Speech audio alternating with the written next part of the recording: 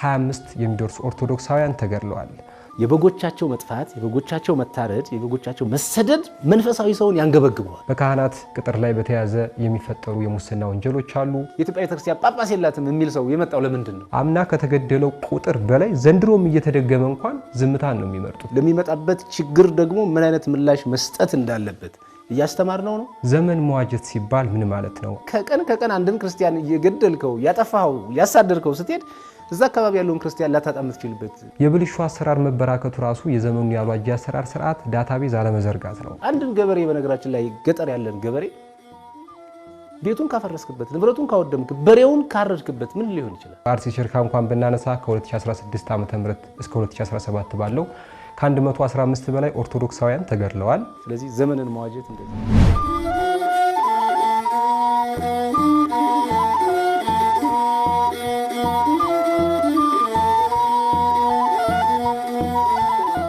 ዘመኑን ያልዋጀው የቅድስት ቤተክርስቲያን አስተዳደራዊ ስርዓት በነገዋ ቤተክርስቲያን ህልውና ላይ ምን አይነት ስጋትን ደቅኗል?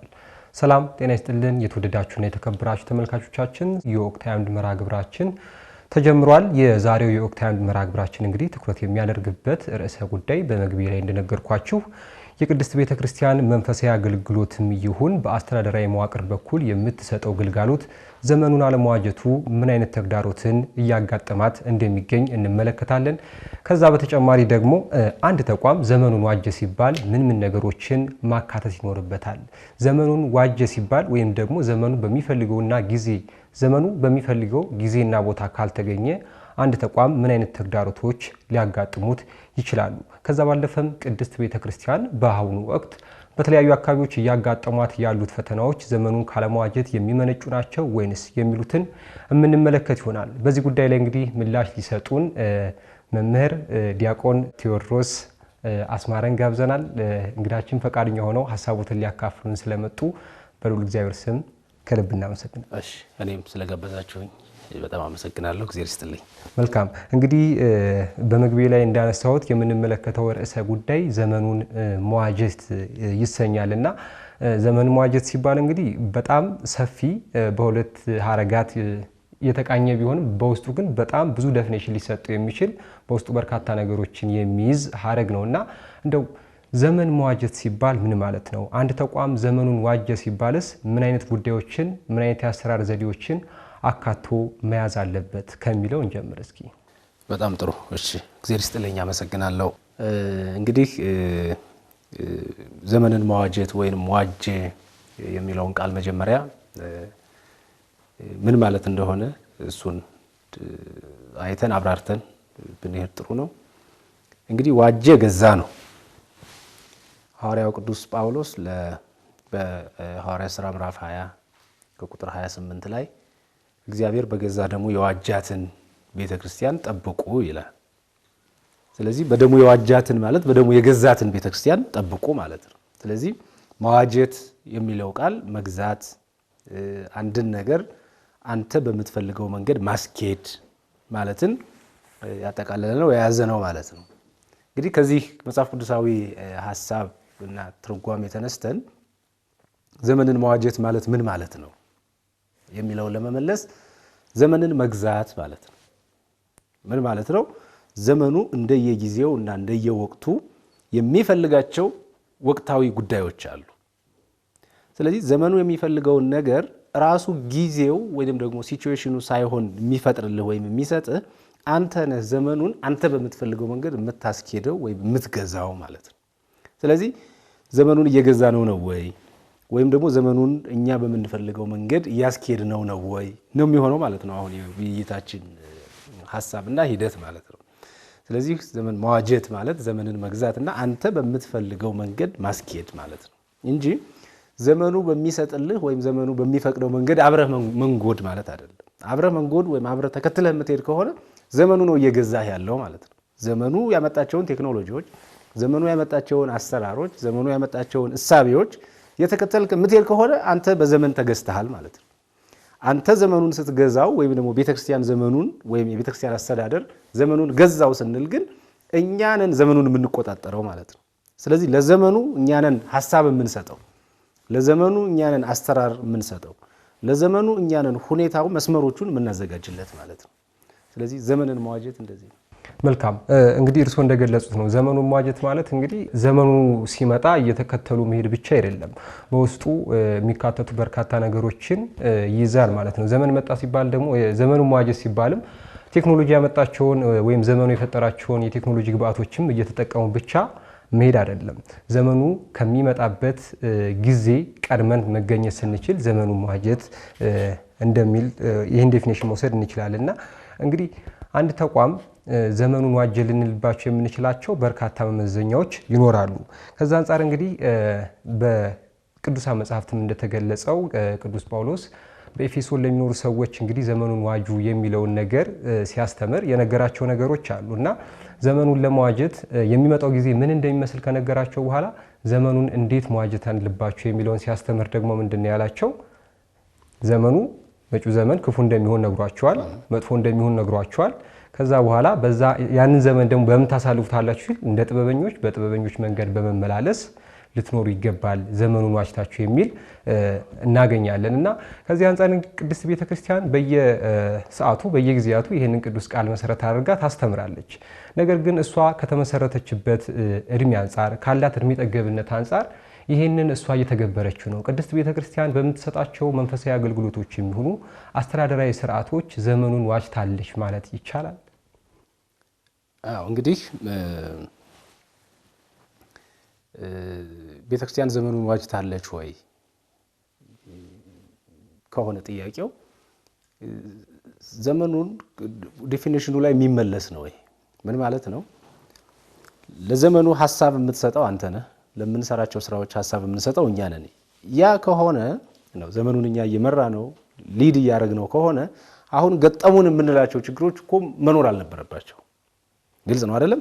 ወይም ደግሞ ልንቋቋመውና ማኔጅ ልናደርጋቸው በምንችለው መጠን ማስቀረት እንችል ነበር። ስለዚህ ቤተክርስቲያን እንግዲህ ቤተክርስቲያን ስንል በነገራችን ላይ እያወራን ያለ ነው ስለ አስተዳደር ነው እያወራን ያለ ነው። ስለዚህ ቤተክርስቲያን በሚጠበቅባት ዘመን ወይም የቤተክርስቲያን አስተዳደር በሚጠበቅበት መጠን ዘመኑን የዋጀ አሰራር እየሰራ አይደለም። ይሄ ለምን አጋልጦናል?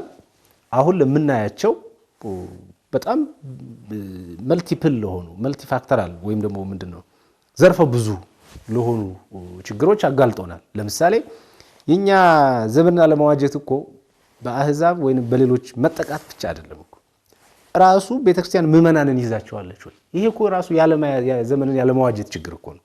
ምዕመናንን ካህናት፣ አባቶች፣ የንስሐ አባቶች በሚፈልጉት መንገድ ነው ወይ ያስኬዷቸው ያሉት? አንድ ሊቀ ጳጳስ በስሩ ያለውን ሀገረ ስብከት በቤተክርስቲያን ስርዓት መሰረት እያስኬደው ነው ወይ? ግልጽ ነው አይደለም? እነዚህ ሁሉ ዘመንን ያለመዋጀትና ማድረግና የሚጠበቅብን የነበረውን ነገር ያለማድረጋችን ማሳያዎች ናቸው።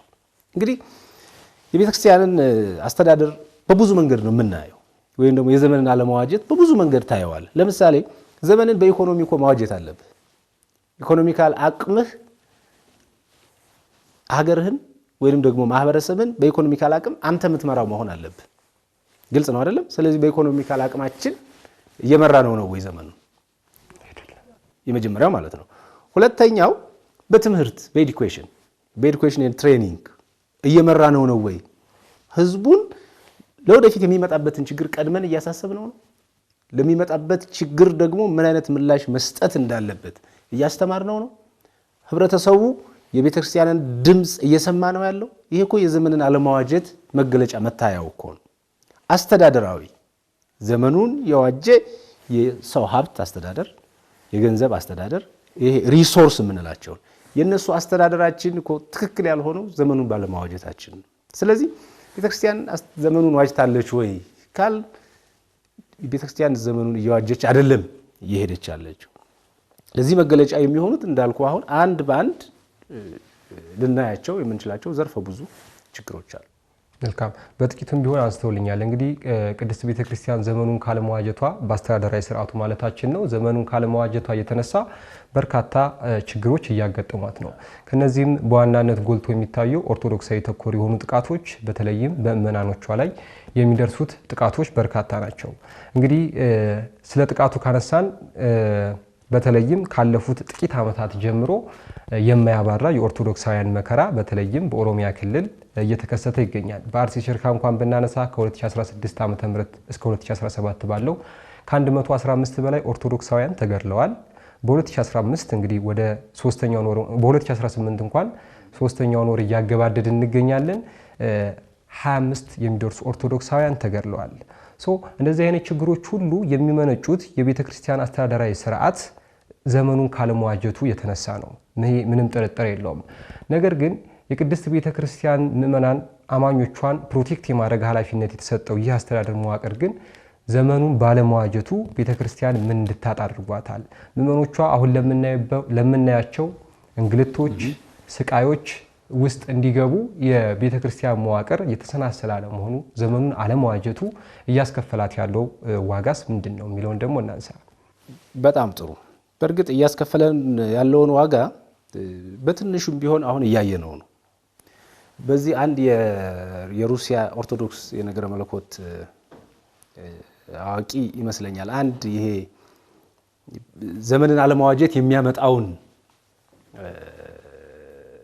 አደጋ ወይም ደግሞ ለወደፊት ሊያስከትል የሚችለውን ጉዳት አስመልክቶ አንድ የሰጠው ማብራሪያ አለ እና ይሄን ማብራሪያ በምን መሰለ የሰጠው ይሄ በጥንት ዘመን የነበረው የግሪክ ሚቲዮሎጂ አንስቶ ነው ዘመንን አለመዋጀት ምን ሊያስከፍል እንደሚችል ተናገረውና አንድ ስሙን ላላስታውሰው ይችላል ለጊዜው ኢንፊኒክስ ኦር ሳይኒክስ የሚባል አንድ አውሬ መሰል ፍጡር ነበር እና ይሄ አውሬ መሰል ፍጡር ነጋዴዎች እነዚህ ትራንስፖርት ትልልቅ የፋይናንሻል እንትን ያላቸው ሰዎች ትራንስፖርት የሚንቀሳቀሱበት ቦታ ላይ ይቆማል እና ድንገት ሄዶ ያገኘውን ሰው ጥያቄ ይጠይቀዋል እና ምንድነው የሚለው እኔ ጠየቅኩን ጥያቄ ከመለስክ አንተ ታጠፋኛለህ እኔ ጠየቅኩን ጥያቄ ደግሞ አንተ ካልመለስክ ደግሞ እኔ አጠፋሃለሁ ብሎ አግሪመንት ይወስዳል ማለት ነው። ምን ሊጠይቅ እንደሚችል ግን አታውቅም። ስለዚህ በዛ አካባቢ የሚያልፉ ሰዎች ምን ይጠበቅባቸዋል ማለት ነው? ሁሉንም ነገር የማወቅ ግዴታ አለባቸው ማለት ነው። ስለዚህ ይመጣል፣ ይጠይቃቸዋል፣ አይመልሱም። ምክንያቱም ምን እንደሚጠይቃቸው አያውቁ፣ አይመልሱም። ስለዚህ ይሄ ፊኒክስ ያልኩ እያጠፋቸው ይሄዳል ማለት ነው። ይሄ ዘመንን አለማዋጀት በዚህ ልትረዳው ትችላለህ። ዘመን ነገ ምን ሊጠይቅህ እንደሚችል አታውቅም። ግልጽ ነው አይደለም?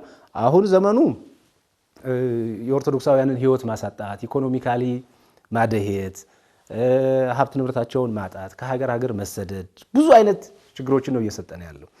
ይሄንን ችግር የሰጠን ቀድመን መስራት የነበረብንን ዘመን ያመጣልን ቀድመን ማድረግ የነበረብንን ድርጊቶች ካለመስራት ካለመመለሳችን የመጣ ነው።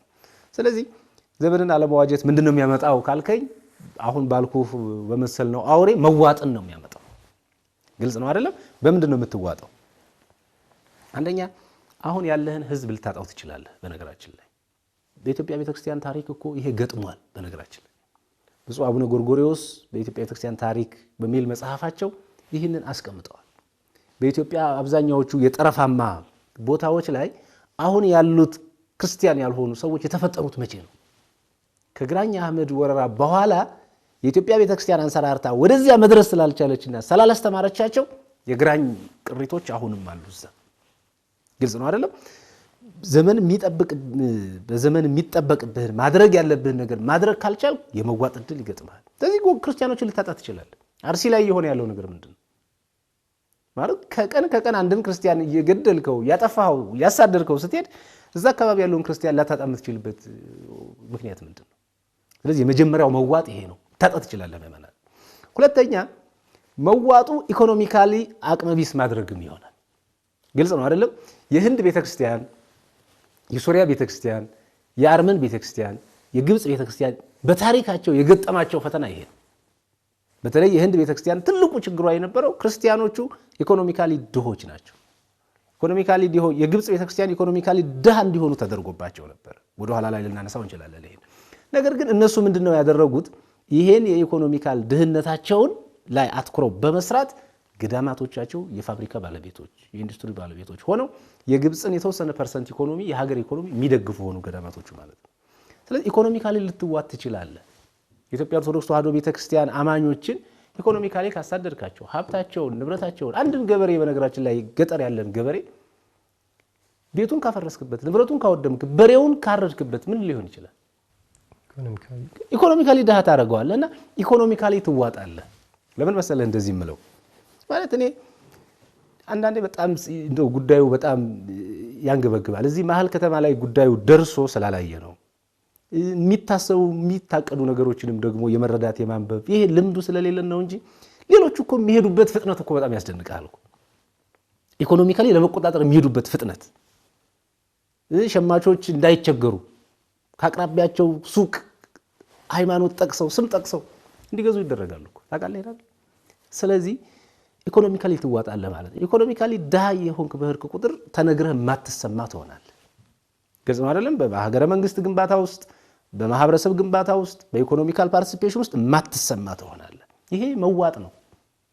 በማህበረሰብ ባህልህን በመበረዝ ላትሰማ ትችላለህ። በሚወጡ ህጎች ላይ ይሄ በጣም አትኩረን ማየት አለብን። በነገራችን ላይ እኔ አካባቢውን አልጠቅስልህም አንድ የቤተሰብ መምሪያ ህግ አንብቤ ያለሁኝ ሰሞኑ እና ይሄ ህግ ለክርስቲያኖች የማይስማማ ህግ ለምሳሌ በእኛ እንትን ታውቃላችሁ አይደለም? እስከምን ቤተሰብ ማግባት እንዳለብህ የተወሰነ ገደብ አለን አይደለም? የህግ ክፍተቱ አክስትህን ያጎትህን ልጅ ምናምን ልታገባ የምትችልበት የህግ ክፍተት ሁሉ አለ። ይሄ ምንድነው? ይሄ መዋጥ ነው። ገብቷል አይደለም? ተሰሚነትን ታጣለህ፣ እየተዋጥክ ትሄዳለህ እና ዘመኑን አለማዋጀት በነገራችን ላይ ዘመኑ የሚጠብቅብን ነገር ዘመኑ ከሚያስበው ቀድመን አንድ እርምጃ ቀድመን ሄደን እንደውም በነገራችን ላይ መጽሐፍ ቅዱስ እኮ ታውቃለህ አይደለም? የትንቢት መጽሐፍ ነው። የትንቢት ነው ስንል ከኋላ ሆነው አንደኛ ያለፈውን ታሪክ የምንማርበት ነው። ለምሳሌ በዘፍጥረት ምን እንደነበረ ያለፈውን ታሪክ እንማርበታለን። ከዛ ነቢያት ደግሞ ለወደፊት የሚሆነው ነገር አይተው ነግረውናል አይደለም? መጽሐፍ ቅዱስን የሚቀበል ሰው እኮ የወደፊቱን እኮ ማየት አለበት እኮ። የወደፊቱ ምን ሊመጣ ይችላል? ምን ሊፈጠር? ዘመንን መቅደም ማለት እኮ ያ ነው። በነገራችን ላይ ጌታችን መድኃኒታችን ኢየሱስ ክርስቶስ በጠብርያዶስ የወንዝ ዳር 5 የገበያ ህዝብ አበላ አይደል? ምንለው 5 የገበያ ህዝብ አበላ። ከዛ ስንት መሶብ ተረፈ ነው ምንለው? 12 መሶብ ተረፈ። ጌታችንም ያን የተረፈውን አስቀምጡ አለ አይደል? እና አሁን በቴዎሎጂካል ፖለቲክስ የሚባል አለ በነገራችን ላይ እዛ ውስጥ የሚሰሩ ሰዎች ይህንን ሲያብራሩ ምንድነው የሚሉት? ጌታችን ያደረገው ነገር ምንድነው ሲሉ ዛሬ ያለህን ነገር ተጠቀም በሚገባ በመጠንህ ማለት ነው። ነገር ግን ለነገው ትውልድ ግን ማሰብና መስራት አለብህ። ያን ዘመንን መቅደም ማለት ያ ነው። ስለዚህ ማትቀድመው ከሆነ ዘመንን በንግድ ዘመንን በኢኮኖሚ ዘመንን በአስተዳደራዊ አሰራር ዘመንን በትምህርት ይሄ ቀላል አይደለም። ሌሎች ሰዎች ፐርፐዝሊ ስራዬ ብለው አስበው ልጆቻቸውን በጣም የተለየ ትምህርት ቤት ውስጥ ያስተምራሉ። ምክንያቱም የተማረ ሰው ነው ነገ ሀገርን የሚረከበው። ፐርፐዝሊ ስራዬ ብለው ፓርላሜንታል ሪፕሬዘንታቲቭ እንዲሆኑ ያደርጋሉ። ምክንያቱም ፓርላማ ውስጥ የሚወጣ ህግ ነው ነገ ሀገርህን እንድትመራበት የሚያደርግ። ስለዚህ ዘመንን ማትዋጅና በዘመንን ቀድመህ ማትሄድ ከሆነ ፍጻሜው እንደ ግሪክ ሚቲዮሎጂ መዋጥ ነው የሚሆነው። መልካም እንግዲህ ጥሩ አድርገው ነው የገለጹልኝ። አሁን ካነሳ ነው ጉዳይ አንፃር በተለይም በአርሲ ኦርቶዶክሳውያን ላይ እየተፈጸሙ ያሉ እንደ አጠቃላይ ልናያቸው የምንችለው እንደ ሀገር ነው ዘመኑን ማጀት ስለሆነ ዋናው ቶፒካችን ማለት ነው። ነገር ግን በአስተዳደራዊ መዋቅር ትልቅ ክፍተት እየሆኑ የመጡት ደግሞ አሁን በተለይም በሀገራችን በተለያዩ አካባቢዎች ኦርቶዶክሳውያን ግድያ እየተለመደ ሆኖ መጥቷል። ከስልጤ ቅበት ተነስተን አርሲ መሄድ እንችላለን፣ ሰሜን ሸዋ ሰላሌ ደራ መሄድ እንችላለን፣ ምዕራብ ሐረርጌ አሁንም በቅርቡ እየተፈጸሙ ያሉ ነገሮችን ማየት እንችላለን። የኢትዮጵያ የሰብአዊ መብት ኮሚሽን እንግዲህ በ2016 ላይ ባወጣው መግለጫ በአንድ ሌሊት እንኳን በሽርካ 28 ኦርቶዶክሳውያን እንደተገደሉ የሚገልጽ ማስረጃ ወጥቷል ወይም ደግሞ አጋልጧል። ነገር ግን የቤተ ክርስቲያኑ አስተዳደርን እየመሩት ያሉ አካላቶች ስቲል ነው መግለጫ ያልሰጡባቸው በርካታ የኦርቶዶክሳውያን ሞቶች አሉ። ዝም የተባለ ሞታቸው የተደበቀ ኦርቶዶክሳውያን ማለት ነው። አስተዳደሩ ላይ እንደዚህ አይነት ክፍተቶች ሲፈጠሩ አምና ከተገደለው ቁጥር በላይ ዘንድሮም እየተደገመ እንኳን ዝምታን ነው የሚመርጡት እና እንደዚህ አይነት ቦታ ላይ ሲገኝ አንድ የአስተዳደር መዋቅር ወይም አንድን ትልቅ ተቋም የሚመራ የአስተዳደር መዋቅር ምን አይነት ሆኖ ነው ለምእመናኖቹ መቅረብ ያለበት? የምእመናኖቹን ደህንነት ከማስጠበቅ አንጻር ምእመናኖቹ በሰላም ወጥተው መግባት እንዲችሉ ከማድረግ አንጻር ምን አይነት ስራዎችን መስራት ነው ያለበት? ካምናው ስህተቱ የማይማር አስተዳደራዊ መዋቅር ከሆነ ምንድን ነው ጥቅሙ? እስኪ እዚህ ላይ ትንሽ ቢጨምሩ። አዎ ለዚህ የዳረገን ነገር ወደ ኋላ ማየት ያስፈልጋል። አስተዳደሩ ለምን እንደዚህ ሆነ? በማን ነው የሚመራው አስተዳደሩ? የሚሰራው ስራ ምን አይነት ስራ ነው አይደል? መቼም የምንሰራው ስራ የቤተ ክርስቲያን ስራ፣ መንፈሳዊ ስራ፣ የሃይማኖት ስራ ነው አይደለም እያወራን ያለ ነው። ስለዚህ ነው ፖለቲካ አይደለም መቼም እያወራን ያለ ነው። የሃይማኖት መንፈሳዊ ስራ ነው እየሰራን ያለ ነው። ስለዚህ ይሄ የሃይማኖት ወይም ደግሞ መንፈሳዊ ስራ በማን ነው መመራት ያለበት? መጀመሪያ መንፈሳዊ ስራ በነገራችን ላይ መሰራት ያለበት በመንፈሳዊ ሰዎች ነው። ግልጽ ነው አይደለም? ለምሳሌ አንተ ጋዜጠኛ ነህ፣ የጋዜጠኝነትን ስራ ነው እየሰራህ ያለው። ምን ይሆናል ማለት ነው? ሙያን የመለየት ሙያህን ጠብቀህ ነው መስራት ያለብህ። የቤተክርስቲያን ስራ የመንፈሳዊነት ስራ ነው። ስለዚህ ስራው መጀመሪያ በመንፈሳዊ ሰዎች የሚሰራ ስራ መሆን አለበት። መንፈሳዊ ሰዎች ከሆኑ ስራውን የሚሰሩት የበጎቻቸው መጥፋት፣ የበጎቻቸው መታረድ፣ የበጎቻቸው መሰደድ መንፈሳዊ ሰውን ያንገበግበዋል። ግልጽ ነው አይደለም? ያንገበግበዋል። አንድ እረኛ የበጉ መጥፋት ያሳስበዋል፣ ያንገበግበዋል። ስለዚህ መጀመሪያ መጠየቅ ያለብን በነዛ ሰዎች ነው ወይ የቤተክርስቲያን ስራ እየተሰራ ያለው የሚለውን መለየት አለብን። ፕሮፌሽናሊዝም እኔ ዝም ብዬ ፕሮፌሽናሊዝም የሆን ነው የሚመስለኝ። ሰባኪዎች ነን ግን ፕሮፌሽናልስ፣ ቄሶች ፕሮፌሽናልስ፣ ከዛ በላይ ያለው ይመስለኛል። እንደዛ መሆን የለበትም። መንፈሳዊ ስራው መንፈሳዊ ስለሆነ ማለት ነው። ስለዚህ የመጀመሪያው ችግራችን ይሄ ነው። ሁለተኛ እንግዲህ ይሄ አካል ስላልተገናኘ የሚሰራው ስራና ማንነቱ ስላልተገናኘ ለሚመጡት ጉዳቶችና አሁን ላይ ዘረዘርካቸው ጥቃቶች እውቅና አይሰጥልህም። ምክንያቱም መንፈሳዊ እረኛ ሲሆን ራሱን አደጋ ላይ ይጥልና አይደለም ከተኩላ ዳዊት ያደርግ እንደነበረው ከአንበሳ ጋር ታግሎ በጎቹን ያድናል። ይሄ እንግዲህ ስራው በባለቤቱ ሲሰራ ወይም አገልግሎቱ በባለቤቱ ሲሰጥ የሚመጣ ነገር ነው። አሁን እኛን የገጠመን ከዚህ የተለየ ነው። ስለዚህ ለሚፈጠረው ነገር እውቅና አይሰጡም። አንድ የመጀመሪያው ትልቅ ችግር ማለት ነው። ማድረግ መሆን የነበረበት ነገር ምንድን ነው? መደረግ የነበረበት ነገር ምንድን ነው? አንደኛ የሶሪያ ቤተክርስቲያን ለዚህ የወሰደችው መፍትሄ በጣም የሚገርም ነው። በጣም የሚገርም። እኛ ጋር አሁን እንደው ከህመሙ በላይ እንትኑ ደግሞ ሌላ ህመም ይሆንብሃል አይደለም? ከህመሙ አደጋው ደርሶባቸዋል ክርስቲያኖቹ። በክርስቲያኖቹ በጎን ሆኜ ነው ማወራው። በሰማዕታት በሆኑት ወላጆቻቸውን፣ አካላቸውን፣ ንብረታቸውን ባጡ ሰዎች ቦታ ሆነን ስናስበው መከራው ደርሶባቸዋል። አንድ ሌላ ችግር ነው። ለመከራው የሚሰጠው ምላሽ ደግሞ ሌላ ችግር ነው። ይወጣዋል። የሶሪያ ቤተክርስቲያን ምንድነው ያደረገችው? በጣም ብዙ መከራ ውስጥ ያለች ቤተክርስቲያን ናት የሶሪያ ቤተክርስቲያን። አሁን እንደምትሰማው ይሄ መካከለኛው ምስራቅ ላይ ያለው እንትን በደንብ ነው መጠቀሚያ ያደረጋቸው። ፖለቲካል ኢሹ ሃይማኖቱን ለማድቀቂያነት ነው የተጠቀሙበት። እና የመጀመሪያውን ስራ የሚሰሩት እንዴት እንደሆነ ታውቃለህ? መጀመሪያ ምእመናኑን የደረሰባቸውን ሐዘን በአካል ተገኝቶ ማረጋጋት፣ ማጽናናት የመጀመሪያው ስራ። ይሄ በጣም ትልቅ ነገር ነው። አደጋ ለደረሰበት ሰው አዎ አደጋ ደርሶብሃል ብለህ እውቅና ሰጥተህ መደረግ ያለበትን እርዳታ ማድረግ በጣም አስፈላጊ ነገር ነው። ስለዚህ ቤተክርስቲያኖቻቸውን እንደ ካምፕ ነው የተጠቀሙባቸው። የተሰደዱ ሰዎች የት ሄደው ያርፋሉ? ቤተክርስቲያን ውስጥ ያርፋሉ። የት ሄደው ምግብ ያገኛሉ? ቤተክርስቲያን ውስጥ ምግብ ያገኛሉ። እዛው ቤተክርስቲያን ውስጥ ሆነው ምን ያደርጋሉ መሰለህ?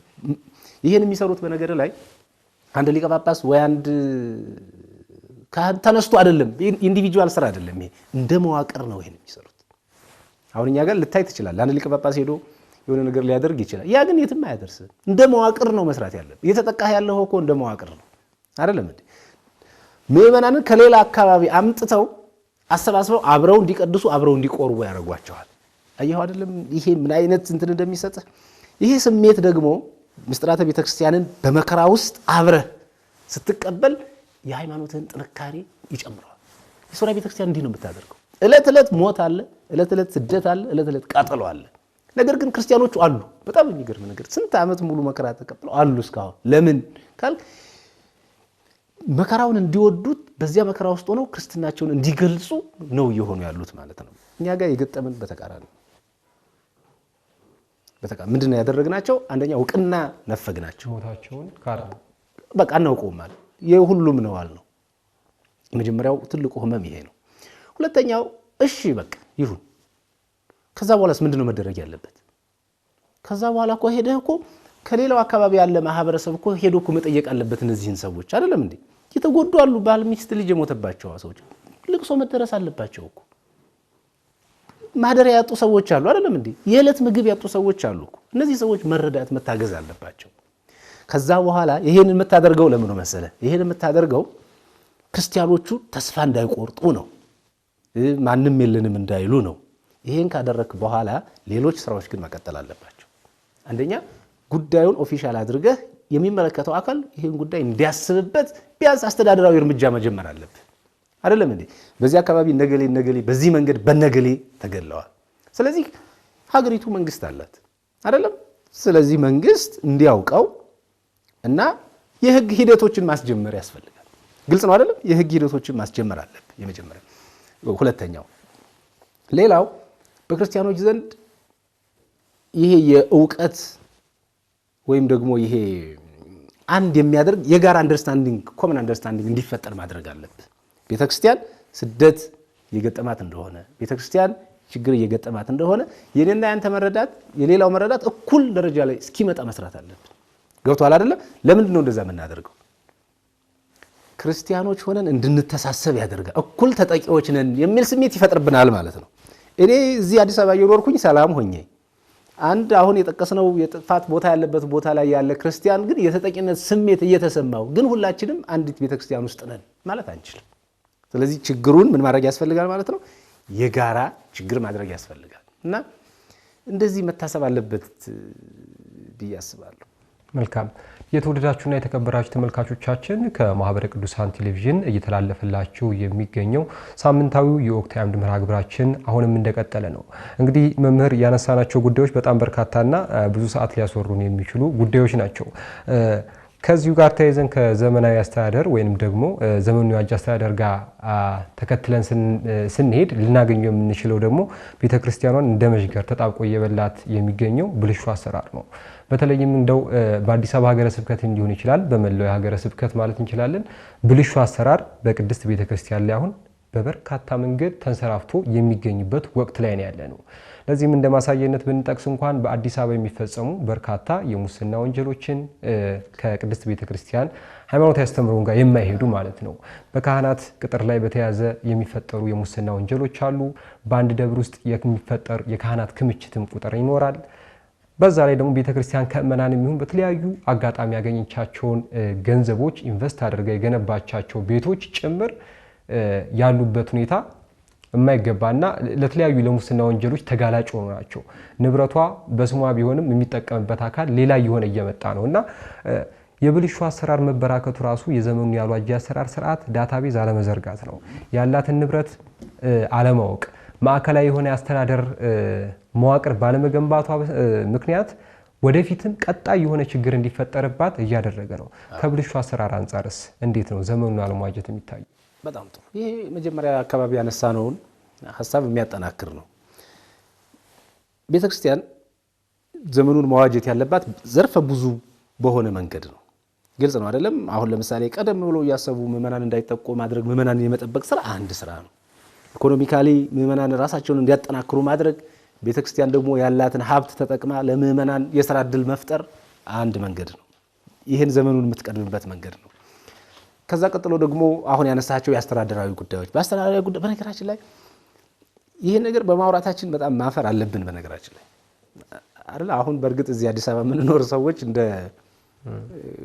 ፈጥረ ነው ለአእምሯችንም ትንሽ አንሰቀቅም። እንዲህ አይነት ነገር ማለት ሙስና ብለህ ቤተክርስቲያን ውስጥ በተለይ ግዕዙ ደግሞ ሙስና መበስበስ፣ መንቀዝ የሚል ትርጉም ያለው ነው እና ይህንን በቤተክርስቲያን መሪዎች ዘንድ ምናምን ስትሰማው በጣም ማለት በጣም አደባባይ የመጣ ችግር ስለሆነም ጭምር ነው። አሁን በስፋን የሚያነሳውት ያው የለመድ ነው ማለት የለመድ ነው ሞስት የተለመደ ተግባር ሆኗል። አሁን ሙስና እንደዚህ ተፈጸመ፣ እዚህ ደብር እንዲህ ተደረገ፣ አንድ ካህን ለመቀጠር ይሄን ያህል ብር ተጠየቀ የሚሉት ነገር ኦልሞስት እየተለመዱ የመጡና ቤተክርስቲያኗም በተለይም ደግሞ ከቅርብ ጊዜ ወዲህ በአዲስ አበባ ሀገረ ስብከት ላይ በተለያዩ ጊዜዎች ኮሚቴ ትሰይማለች። ፋይናል ዴስቲኔሽናቸው ባይታወቁም ኮሚቴዎቹ የሚሰየሙት ሙስና የሚያጣራ ኮሚቴ ተሰየመ ይባላል። ፋይናል ዴስቲኔሽን የለውም፣ መሀል ላይ ይቀራል። እንደዚህ አይነት ነገሮች ናቸው ዘመኑ ያለመዋጀት አንደኞች መንስኤ የሚሆኑትና ከዛ አንጻር እንዲቃኙት ልክ ነው። ምንም ጥርጥር የለውም ዘመኑን ያለመዋጀት ነው። በነገራችን ላይ ዘመኑን ንዋጅ ቀድመን እንንገረው ስንል እኮ ለህዝቡ ብቻ እኮ አይደለም፣ የራሳችንን አሰራርም ጊዜው ዘመኑን በሚጠይቅ መንገድ ማዘመን መቻል አለብን። ገቢህን ወጪህን ማወቅ ማስተካከል አለብን። ገቢህን ወጪህን የምታስተካክልባቸው ደግሞ አፕዴትድ የሆነ ኮንትሮል ልታደርግባቸው የምትችላቸው ብዙ የአሰራር ስርዓቶች አሉ። ያን መዘርጋት አለመቻላችን ትልቁ በቃ የኋላ የመቅረታችን ማሳያዎች ነው። ነገር ግን እኔ እንትኖቹ ላይ ማውራት ያን ያህል ማሳወቅ፣ ህዝቡ እንዲያውቀው ማድረግ፣ ችግሮቹን መነጋገር አስፈላጊ ነው። ነገር ግን ወደ ሩት ኮዞቹ ነው መምጣት ያለብን። የቤተ ክርስቲያንን አስተዳደር ተረክቦት እየሰራ ያለው አካል ማን ነው? በአስተዳደር ዙሪያ ላይ ትምህርት ያላቸው የቤተ ክርስቲያን መንፈሳዊ ህይወቱ የገባቸው አገልግሎት እንደሆነ የሚረዱ ሰዎች ናቸው ወይ? ይሄ እዚህ ላይ ነው መስራት ያለብን እና ይህንን መስመር ስለጣስ ነው። ግልጽ ነው አይደለም? አንድን ሰው አንገቱን ቆርጠው ከዛ በኋላ ስላለው ነገር ልትጨንቅ አትችልም አይደለም? መጀመሪያ ላይ ብሬክ የሰበርናቸው ነገሮች አሉ እና እነሱን ማየትና እነሱን ማስተካከል ነው አስፈላጊው እንጂ ጥሰቱ ግልጽ ነው። ምንም ስለ ጥሰቱ የምንለው ነገር የለም። እንግዲህ አሁንም እዚሁ ርዕስ ላይ እንቆይና ዘመኑን ያልዋጁ የቤተክርስቲያን አሰራር አሁንስ በመጻኢ ዕድሏ ላይ ወይም በነገዋ ቤተክርስቲያን ህልውና ላይ የጋረጣቸው ፈተናዎች ምንድናቸው? አሁን የምናያቸው ችግሮች ቀጣይነታቸውም የሚቆም አይደለም በዚህ ከቀጠልና በቤተክርስቲያን መጪ ህልውና ላይ እነዚህ ዘመኑን ያልዋጁ የአስተዳደር ስርዓቶችም መንፈሳዊ አገልግሎቶችም ይሁኑ ይዘውት የመጡት ተግዳሮት ምንድነው? ቤተክርስቲያን ምን ትሆናለች ወደፊት ዘመኑን ካልዋጀች? ዘመኑን ማትዋጅ ከሆነ የሚጠበቅብህ ነገር ቀድመህ መስራት ማትችል ከሆነ ከኛ በፊት የነበሩ የሆኑትን ነው ምን ሆነው። ለምሳሌ ቱርክ ቁስጥንጥንያ ሃጊያ ሶፊያ አሁን የቱርክ ኢስታንቡል ከተማ ስትታይ የምትመጣ ቤተክርስቲያን አለች እና ወይም አንድ ሰው ዝም ብሎ ስልኩ ላይ ኮምፒውተር ላይ ሃጊያ ሶፊያ ብሎ ሰርች ቢያደርግ ያገኛታል። ያቺ ሃጊያ ሶፊያ እነ ቅዱስ ዮሐንስ አፈወርቅ ያስተማሩባት ቤተክርስቲያን ናት። ነገር ግን በዚያ ዘመን ክርስቲያኖች በራሳቸው ሌላ ዓለም ውስጥ ገብተው በተለይ ይሄ ከኮሙኒስት መምጣት በኋላ ይሄ ሃይማኖታዊ ስራውን ትተው ሌላ ጉዳይ ውስጥ አሁን እኛ ቤተክርስቲያን ውስጥ እንደምናወራው ማለት ነው አይነት ችግር ውስጥ ስለገቡ ያቺን ሃጊያ ሶፊያን ኦቶማን ቱርክ ተቆጣጠረ። ከዛ መስቀል ጉልላቷ ላይ አውርዶ የጨረቃ ምልክት አድርጎ መስጊድ አድርጓታል። ምንድነው የሚገጥመን ካልክ የሚገጥመን ይሄ ነው። የግብጽ ቤተክርስቲያን ማለት እኛ እንደውም የኢትዮጵያ ቤተክርስቲያን እኔ በጣም እድለኛ ቤተክርስቲያን ናት እላለሁ። እንደው እግዚአብሔር የምእመኑን የልብ የዋህነት አይቶ እስከዛሬ ድረስ አለመጥፋታችን የግብጽ ቤተክርስቲያን እንደምታውቀው እስክንድሪያ ከአራቱ መንበሮች መካከል በጣም ትልቁን መንበር ይዛ የነበረች የእስክንድሪያ ቤተክርስቲያን ናት። ነገር ግን ቀስ በቀስ ይሄ የእስልምና ስርዓት ተቆጣጠራት። ከ7ኛው መቶ ክፍለ ዘመን በኋላ የእስክንድሪያ ታሪክ ሌላ ታሪክ የሆኑት ምንድነው? በሀገራቸው በግብጽ ሁለተኛ ዜጎች ነው የሆኑት።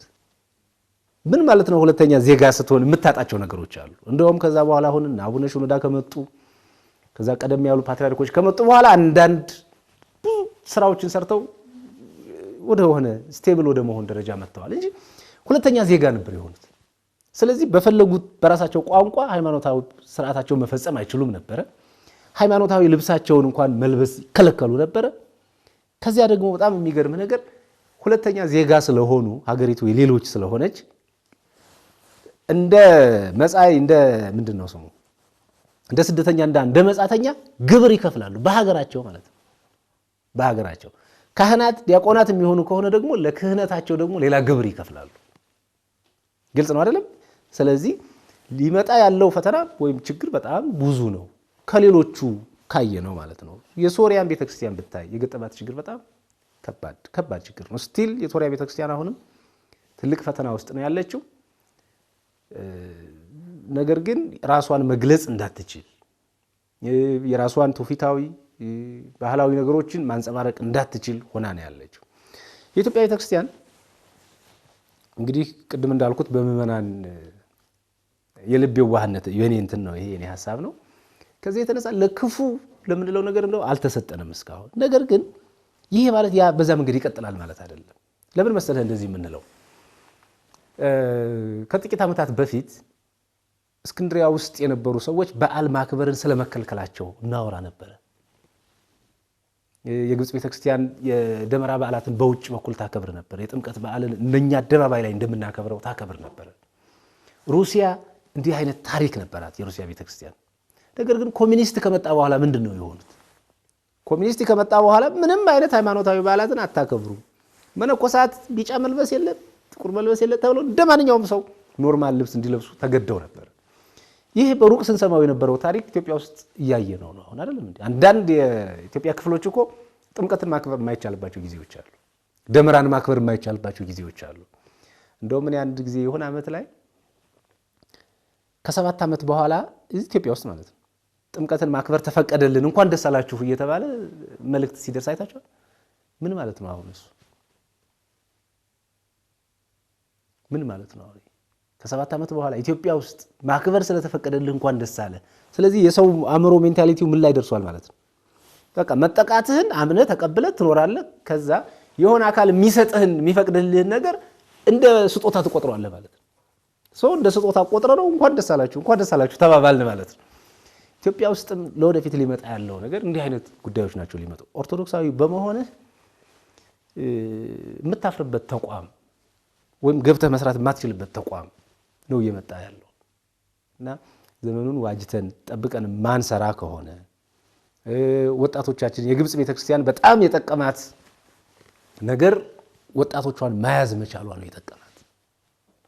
እና ጊዮርጊስ ሐቢብ እና አቡነ ሽኖዳ ተነስተው የሰሯቸው ስራዎች ምንድነው? ወጣቶቹ ላይ ያተኮሩ፣ ወጣቶቹ ሃይማኖታቸውን የሚይዙ፣ ሃይማኖታቸውን የሚጠብቁ፣ ለሃይማኖታቸው ዋጋ የሚከፍሉ ወጣቶችን የሚያስተምሩባቸውን ትምህርት ቤቶች ነው ያበዙት። እና እኛም ወደዛ መምጣት መቻል አለብን። ልጆቻችን ወጣቶቻችን ቤተክርስቲያኑን የሚረከቡ መሆን አለባቸው። ወላጆች ለልጆቻቸው ይሄን በጣም ሪስፖንሲቢሊቲ የሚሰጡ መሆን አለባቸው። በዚህ በህንድ ቤተክርስቲያን የገጠመ አንድ ታሪክ ነበር። የህንድ ቤተክርስቲያን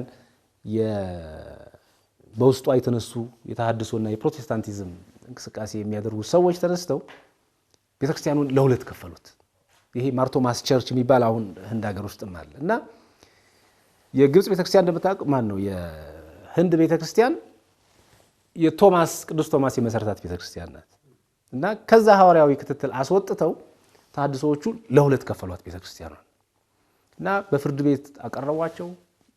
ፍርድ ቤት ተካሰው ብዙ ንብረቶችን እነዚህ ፕሮቴስታንት ተሐድሶዎች ወሰዱ እና የግብጽ እናቶች ተቸገሩ። ማን ነው የህንድ እናቶች በጣም ተቸገሩ። እንደምታውቀው የህንድ ቤተክርስቲያን ትልቁ ችግሯ ምንድነው? ክርስቲያኖቹ በጣም ድሃ መሆናቸው ነው፣ ኢኮኖሚካሊ ጥገኞች መሆናቸው ነው። አሁን ደግሞ ለሁለት ተከፍለው በጣም ተቸገሩ። ስለዚህ የህንድ እናቶች ምንድነው ያደረጉት? ዕለት ዕለት በየዕለተ ሰንበት ቤተክርስቲያኑ ሲገናኙ ሴቶቹ መምከር ጀመሩ። ምንድነው ማድረግ ያለብን? እንደምታውቀው አብዛኛው የህንድ ህዝብ የሆነ የራሱ ሂንዱይዝምን የሚከተል የሚያመልክ ነው። አሁን ደግሞ ተሐድሶዎች ከውስጣቸው ወጥተው ይሄን ነገር ሰርተውባቸዋል። ስለዚህ ምንድነው የምናደርገው? ቤተክርስቲያን ስትጠፋ ዝም ብለን ነው ወይ ማየት ያለብን? ስለዚህ ምን እናደርግ?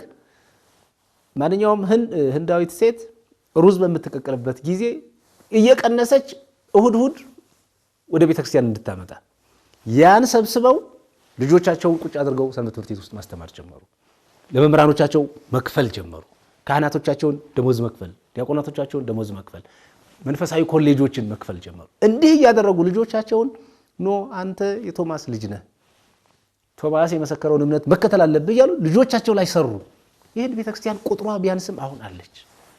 አየሁ አይደለም?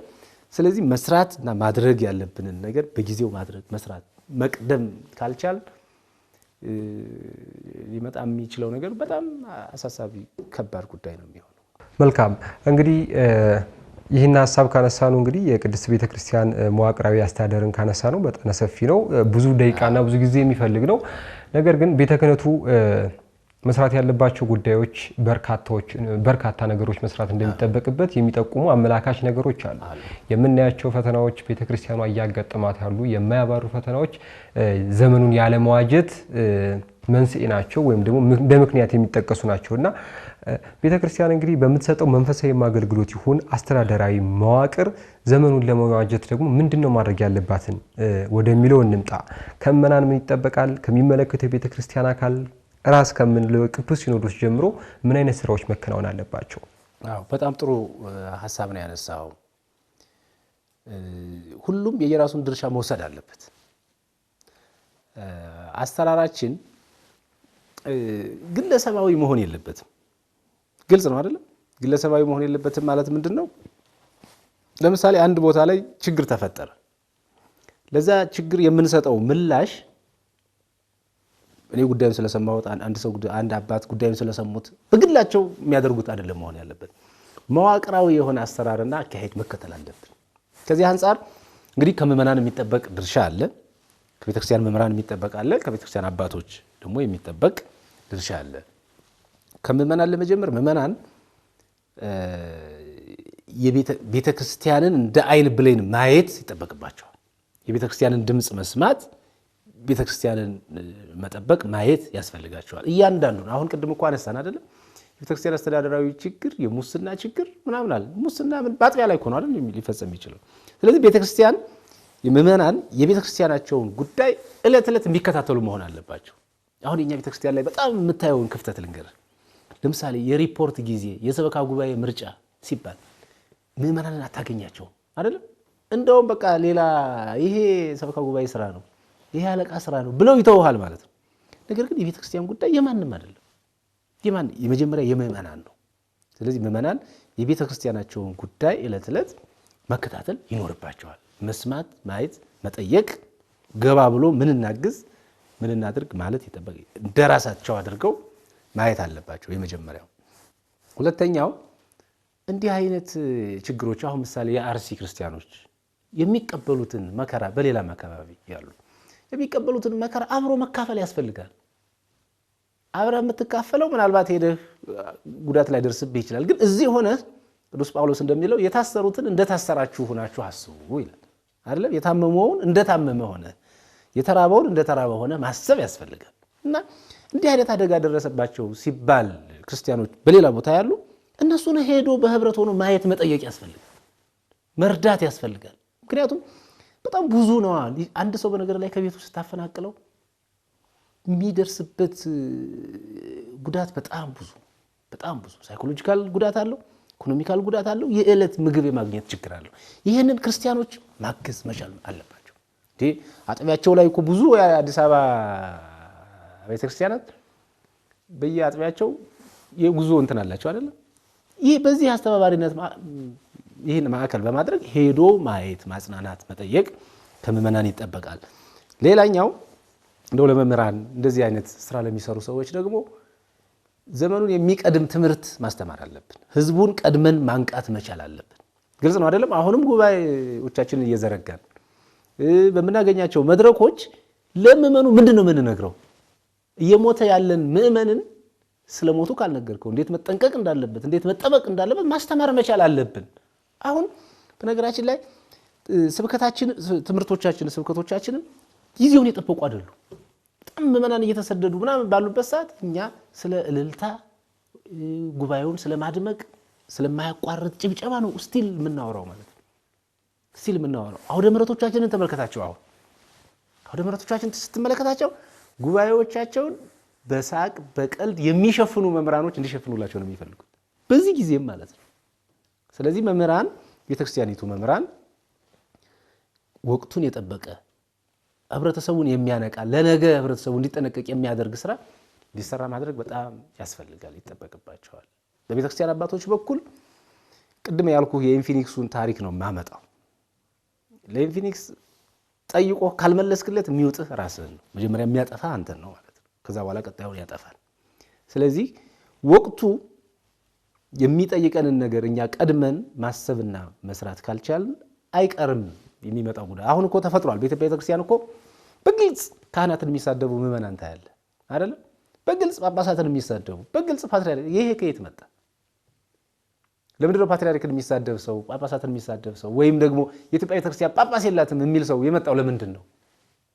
ይህን ሜንታሊቲ የኢትዮጵያ ህዝብ ታውቃለህ አይደል? የኢትዮጵያ ህዝብ እኮ ጳጳሳት የሄዱበትን መኪና ጎማውን የሚስም እኮ ህብረተሰብ እኮ ነው። ያ ህብረተሰብ አሁን እዚህ የደረሰው ለምንድን ነው? እስከ መሳደብ የለንም በቃ እስከ ማለት የደረሰው ለምንድን ነው?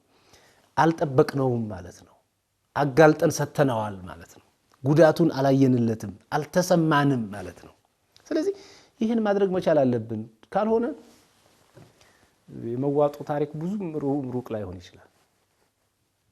መልካም እንግዲህ ቤተክርስቲያኗ ያለችበት ሁኔታ በተለይም በአስተዳደራዊ መዋቅር ኦርቶዶክሳዊ ላይ የተደረሰ ካለው ፈተና ቤተክርስቲያኗ ላይ በየቀኑ ከሚደርሱ ፈተናዎች አንፃር ቅርብ ነው። እውነትም በዚህ የሚቀጥል ከሆነ ፈተናው አይቀሬ ነውና ወደ ቴክኖሎጂው ደግሞ እንምጣ። እንግዲህ አንድ ዘመኑ መዋጀትም ሲባል ሊካተት የሚችለው ቴክኖሎጂያዊ የሆኑ ወይም ደግሞ ዘመኑ የፈጠራቸውን ግብአቶች መጠቀምን ያካትታል።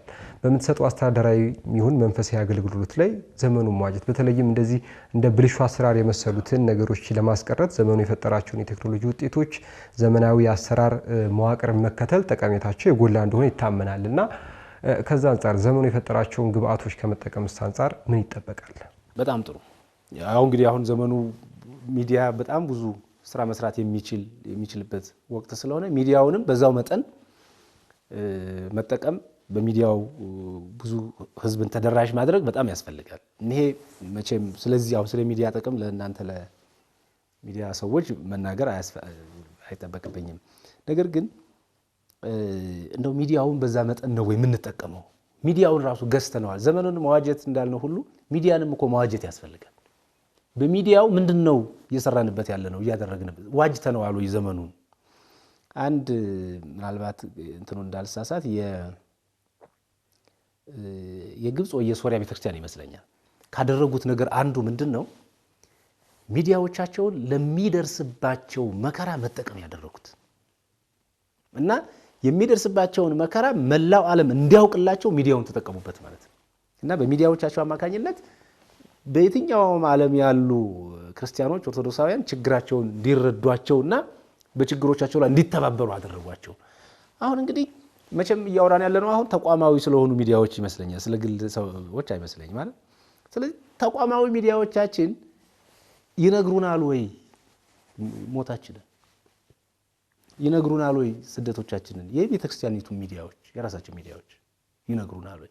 ያን ካላደረግ ሚዲያውን እየዋጀኸው አይደለም ማለት ነው። ዝም ብለህ ዜና ልትሰራበት ትችላለህ፣ የሆነ ፕሮግራም ልታቀርብበት ትችላለህ። እና ምዕመናን ናቸው እኮ የሚገደሉ፣ በነገራችን ላይ የሚገደሉ ሰዎች ናቸው እኮ ቤታቸው ላይ ቁጭ ብለው የሚያዩን አይደለም እንዴ? ዛሬ ኦርቶዶክሳውያን ተገለው በሚዲያችን ያን ሞታቸውን ካልነገርንላቸው ምንድን ነገ ምን ይጠብቃሉ ከዚህ ሚዲያ? የሚያምኑን ይመስላችኋል ወይ? እኔ ይሄን እንግዲህ በእርግጥ የእናንተ ሚዲያ በዚህ ጉዳይ ላይ በተደጋጋሚ ማህበረ ቅዱሳን ሚዲያ እንደሚሰራ አውቃለሁ አያለሁ። ነገር ግን ሌሎች ኦርቶዶክሳዊ የሆኑ ሚዲያዎች በደንብ ሊያስቡበት ይገባል። ሚዲያውን ዘመኑን ለመዋጀት አስፈላጊ የሆኑ ትምህርቶችን ለመጠቀምና ከሚዲያ አንፃር እኔ እንደው ጀጅ አድርግ ብትለኝ እየተጠቀምንበት አይደለም። ሚዲያውን ህብረተሰቡ የሆነ ሰርቬይ መስራት አለብን። በነገራችን ላይ የሆነ ሰርቬይ ሰርተን እንደው ምን ያህል ሰው ቴሌቪዥኖቻችንን ያያል፣ ከቴሌቪዥኖቻችን ውስጥ ደግሞ ምን ያህሉን ወዶት ፈቅዶት የልቡን የነገርንለት ነው፣ ድምጹን ለዓለም እያሰማንለት ነው የሚለውን ሰርቬይ ብንሰራ ብዙም ጥሩ ውጤት ብናገኝ አይመስለኝም። መልካም የተወደዳችሁና የተከበራችሁ ተመልካቾቻችን አሁንም እንግዲህ ከማህበረ ቅዱሳን ቴሌቪዥን የሚተላለፍላችሁ የወቅታዊ አምድ መርሃ ግብራችን እንደቀጠለ ነው። የዛሬው ወቅታዊ አምድ መርሃ ግብራችን እንግዲህ ትኩረት ያደረገበት ርዕሰ ጉዳይ ዘመኑን ያልዋጀው የቅድስት ቤተክርስቲያን አገልግሎት በነገዋ ቤተክርስቲያን ህልውና ላይ ምን አይነት ስጋትን ደቅኗል ሲል ቆይታ እያደረገ ይገኛል ማለት ነው። እንግዲህ ዶክተር የተለያዩ ምላሾችን እየሰጡ ነው። እንደመጨረሻ ግን አንድ ጥያቄ ላንሳና በተለይም ቤተክርስቲያን የገነባቻቸው ካላት እድሜ አንፃር በጣም ጥቂት ናቸው። ነገር ግን ከመጣችበት ዓመታት ጀምሮ የገነባቻቸው የትምህርት ተቋማት ይኖራሉ። እነዚህ የትምህርት ተቋማት እንግዲህ ዘመኑን እነሱ ራሱ ያዋጁ ናቸው ወይ? ዘመኑን ካልዋጁ ደግሞ ዘመኑን የዋጀ ሐዋርያ፣ ዘመኑን የዋጀ ትውልድ ወይም ደግሞ ተማሪ ደቀ መዝሙር እንዲፈጠርስ ምን ማድረግ አለባቸው? የትምህርት ተቋማቶቻችን ሃይማኖታዊ የሆኑ ወይም መንፈሳዊ የሆኑ የትምህርት ተቋማቶቻችን ምን መምሰል አለባቸው የሚለውን እናንሳና እናብቃ። በጣም ጥሩ ሐሳብ ነው ያነሳው። እንግዲህ እኔ የተማርኩት እዚሁ ቅድስት ሥላሴ ነው። አጠቃላይ እንዳልፈረጅ ብዬ ነው። እንደ የትምህርት ተቋማቶቻችን ዘመኑን የዋጀ ትምህርት ያስተምራሉ ወይ የሚለውን ጀነራል የሆነ አይዲያ ሊኖረን ይችላል። ጉባኤ ቤት ውስጥ፣ ሰንበት ትምህርት ቤቶች ውስጥ እንዲሁም ደግሞ መንፈሳዊ ኮሌጆች ውስጥ ምን አይነት ትምህርት ሊሰጥ እንደሚችል በተወሰነ የጋራ መረዳቱ ሊኖረን ይችላል። ግን ምን መደረግ ነበረበት የሚለው ደግሞ በጣም ሌላው ትልቁ ጉዳይ ነው። እንግዲህ የነበረው የትምህርት አሰጣጥ ስርዓታችን አለ። በአብዛኛዎቹ ትምህርት ቤቶቻችን ይሄ ነው የቀጠለው። ግልጽ ነው አይደለም? የምናብራራባቸው ያ መንገድ እንዳለ ሆኖ ጊዜውንና የገጠመን ያለነውን ፈተና አስመልክቶ ግን የተዘጋጁ ትምህርት ካሪክለሞችን ለማየት እኔ በጣም እቸገራለሁ። እውነት ለመናገር በቅድስት ሥላሴ ዩኒቨርሲቲ ውስጥ ይህን የዋጀ ትምህርት ለማግኘት ችያለሁኝ በተወሰነ መንገድ። በዲግሪ መርሃ ግብር ላይም በማስተርስ መርሃ ግብር ላይም አሉ። አፖሎጀቲክስ ቲዮሎጂ የሚባል አለ። እንዴት ነው ቤተክርስቲያንን መጠበቅ ያለብህ ከፍልስፍና፣ ከእምነት ተቋማት፣ ከሳይንስ ቤተክርስቲያን እንዴት መጠበቅ እንዳለብህ አለ። ከፍ ያልክ ወደ ማስተርስ ደግሞ ስትመጣ ደግሞ ፖስት ሞደርኒዝም ኤንድ ኦርቶዶክስ ቲዮሎጂ የሚል ትምህርት አለ። ያ ማለት ነው በተለይ ይሄ ድህረ ዘመናዊነትና ቤተክርስቲያን እንዴት መሄድ አለባቸው። ድህረ ዘመናዊነት የሚፈልገው ነገር አለ። ካልቸር፣ ልምድ፣ አንድ የሆነ ግራንድ የሆነ ናሬቲቭ አያስፈልግም። ጀስት ፍሉድ አይዴንቲቲ ወይም ተንቀሳቃሽ ማንነት ነው ሰው ያለው። ተንቀሳቃሽ ማንነት ነው ያለው በነገር ላይ ከስነ ፍጥረት ጀምሮ ማለት ነው። ሰው በእግዚአብሔር አምሳል ተፈጠረ የሚለው ግራንድ ናሬቲቭ ራሱ ትክክል አይደለም የሚል ነው እሳቤው ማለት ነው። ስለዚህ ይሄን ለማፍረስ የሚሰጡ ትምህርቶች እንዳሉ አውቃለሁ። ትምህርቶቹ እርግጥ ይሰጣሉ። በትምህርት በኮርስ ደረጃ ሊሰጡ ይችላሉ። ግን ኦልሞስት ቅድስት ቤተክርስቲያን አስተዳደራዊ መዋቅር ላይ ያሉ ግለሰቦች ከዛ የወጡ ናቸው ብለን ብናምን እንኳን ተግባራዊ እየሆኑ አይደለም ማለት ነው። ሶ ተግባራዊ ያልሆነ ትምህርት ኦልሞስት ሚኒንግ ለስ ነው የሚሆነው፣ ምንም አይነት ትርጉም አይኖረውም። እና ትምህርቱ እንደ መዋቅር ተቀርጾ በወረቀት ላይ ተቀምጦ ሊሆን ይችላል። ግን ከተግባራዊነት አንጻር ልክ ነህ፣ እንስማማለን። ይሄን ወደ ምንድን ነው የምናመጣው መሰለህ? ቅድም አንድ ሪኮመንድ ያደረግነው ነገር አለ ለመምህራን ብለን ማለት ነው። ስለዚህ ለመምህራን ያልነው ላይ ነው ይሄን ሀሳብ የምንጨምረው ማለት ነው። ስለዚህ በእንዲህ አይነት መንገድ ተምረው የወጡ ከመንፈሳዊ ተቋማት የወጡ ጉባኤ ቤቶች ላይም እኮ ይሄ አለ።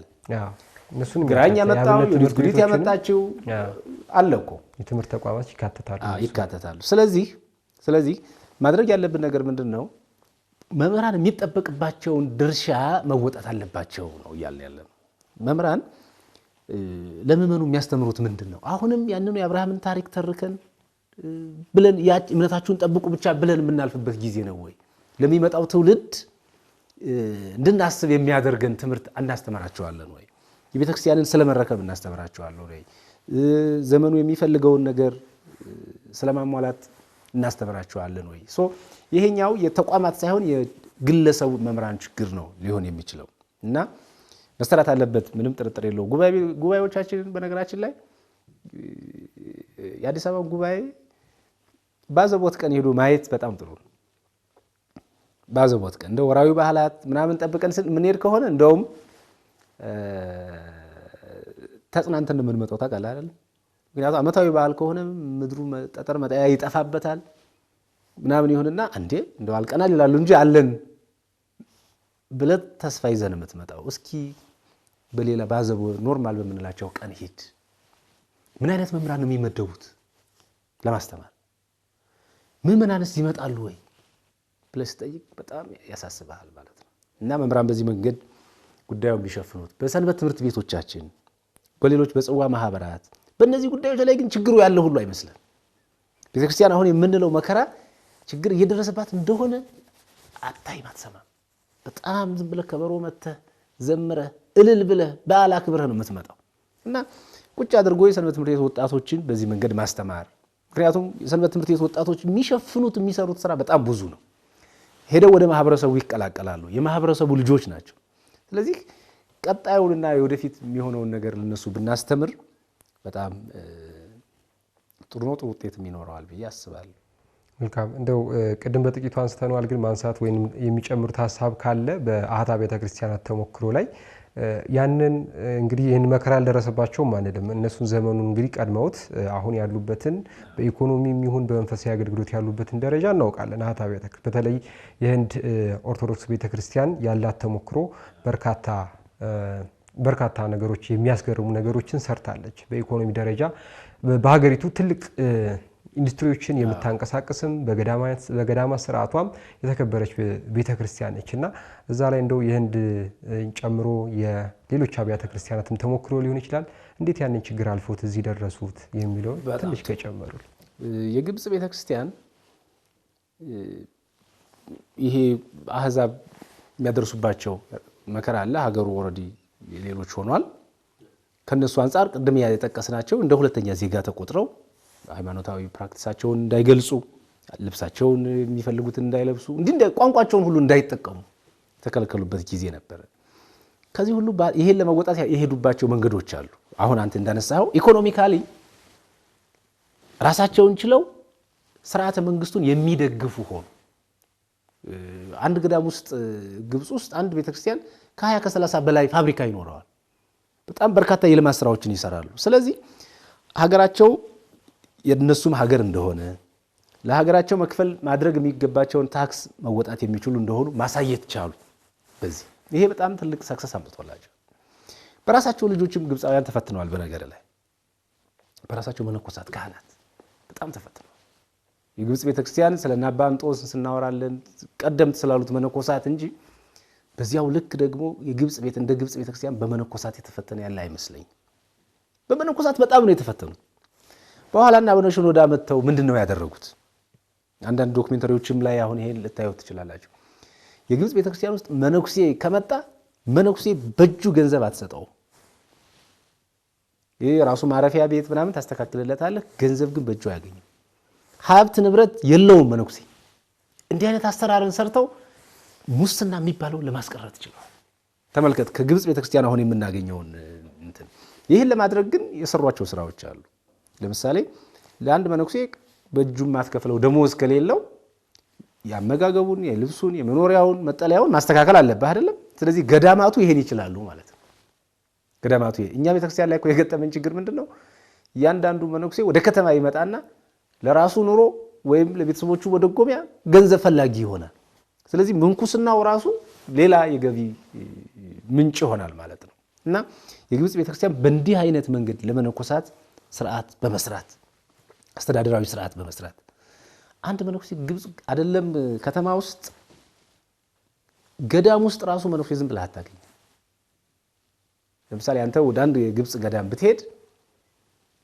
አንድ ሊያሳይህ የሚችል መነኩሴ ይመደብልሃል ከዛ ውጪ ግን መነኮሳትን ማግኘት አትችልም ምናልባት ስርዓተ ቅዳሴ ሲፈጽሙ ወይም ስርዓተ አምልኮ ሲፈጽሙ ልታያቸው ትችላለህ ሄደህ ኮሙኒኬት ማድረግ በእጃቸው ገንዘብ መስጠት እንዲህ ማድረግ ግን አትችልም ይሄ በጣም ብዙ ችግሮቻቸውን ቀርፎላቸዋል ቋንቋን ለአንድነት ተጠቅመውበታል ቋንቋን ለአንድነት እንዳልኩ ስርዓቱ በጣም ሲጫናቸው አረብኛ ቋንቋን ተቀብለው እነሱም ፕራክቲስ አድርገውታል እና ቋንቋውን መጠቀማቸው አንድ እንዲሆኑ ማህበረሰቦቻቸው ጋር መግባባት እንዲችሉ ፈጥሯል ድል ፈጥሮላቸዋል እኔ አሁን ለኢትዮጵያ ቤተክርስቲያን ይሄ ጥሩ ድል ነበር ምን ማለት ነው በአማርኛ ከምንጣላ በኦሮሞኛ ከምንጣላ በትግርኛ በሌላኛው ቋንቋ ከምንጣላ አንድ የሆነ ማዕከላዊ ቋንቋ ኖሮን ህብረተሰቡን በሃይማኖቱ ማገናኘት ምንችል ትስስር መፍጠር ምንችልበት የግዕዝ ቋንቋ በጣም ትልቅ ድል ነበር ተመልከተው ምክንያቱም ግዕዝ ብሔር የለውም አይደለም ግዕዝ የሁሉም ነው የተማረው ሁሉ ነው እና ያን ፕራክቲስ አድርገን ሰርተንበት ቢሆን ኖሮ አንድነታችንን መሰብሰቢያ ይሆነን ነበር እንዲህ አይነት ታሪኮች በሌሎችም ገጥመዋል የተወደዳችሁና የተከበራችሁ ተመልካቾቻችን ከማህበረ ቅዱሳን ቴሌቪዥን ሲተላለፍላችሁ የነበረው የወቅታዊ አምድ መርሃ ግብራችን የተከታተላችሁትን ይመስል ነበር እንግዲህ የዛሬው የወቅታዊ አምድ መርሃ ግብራችን ትኩረት ያደረገበት ርዕሰ ጉዳይ ዘመኑን ያልዋጀው የቅድስት ቤተክርስቲያን አገልግሎት በነገዋ ቤተክርስቲያን ህልውና ላይ ምን አይነት ስጋቶችን ደቅኗል የሚለውን በሰፊው ተመልክተናል በቀጣይ በሌላ መርሃ ግብር እስከምንገናኝ ድረስ ቸር ይግጠመን